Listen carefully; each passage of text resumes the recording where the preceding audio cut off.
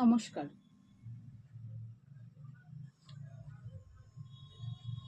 সন্ধ্যাবেলা ঘর ভরা আত্মীয় স্বজন, হাসা হাসি, আলো আর আবেগ।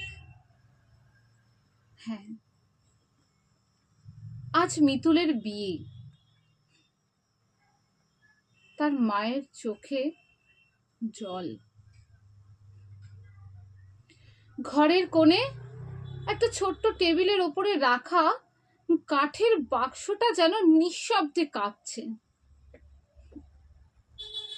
ওটা সেই বাক্স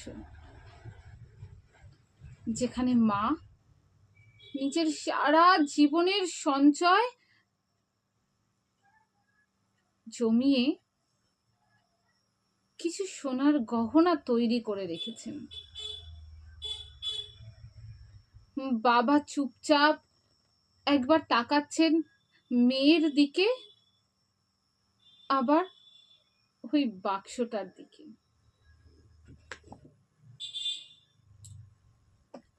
মিতুল হেসে বলল, মা, এত কিছু কেন? আমার জন্যই তো। মা বলল, এই গহনাগুলো শুধু গহনা নয় মা, এ আমার স্বপ্ন, আমাদের আশীর্বাদ। তোমার শ্বশুর বাড়িতে শুধু আলোকিত হয়ে থেকো মা, তবে এই গহনা দিয়ে নয়, তোমার ব্যবহার আর তোমার মন হোক তোমার আসল অহংকার। সেদিন মিতুল যখন শ্বশুর বাড়ি গেল, সবাই অবাক। সোনা দেখে না, মেয়েটার ব্যবহার, তার নম্রতা, তার হাসি, সেটাই যেন সবচেয়ে দামি রত্ন হয়ে উঠেছিল তখন মিতুলের কাছে।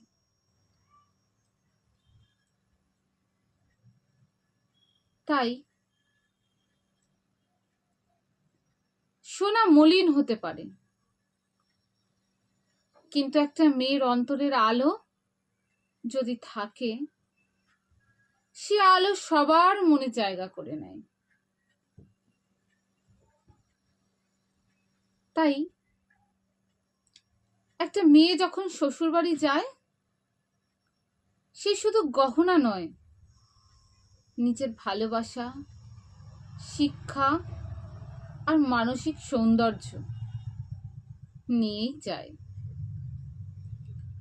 গহনাগুলো তো বাইরের রত্ন, কিন্তু আসল রত্ন হয় মেয়েটার মন। আর সেই মন দিয়েই তার সৌন্দর্যের বিচার করাটা উচিত, গহনা দিয়ে নয়।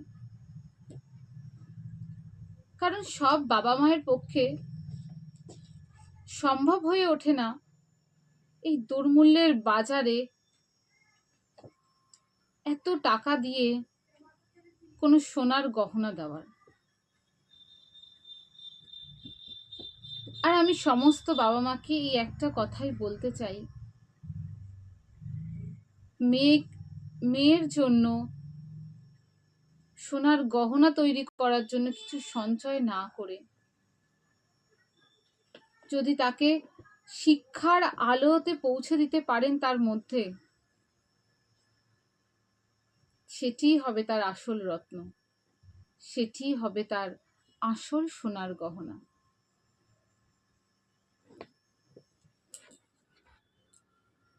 নমস্কার।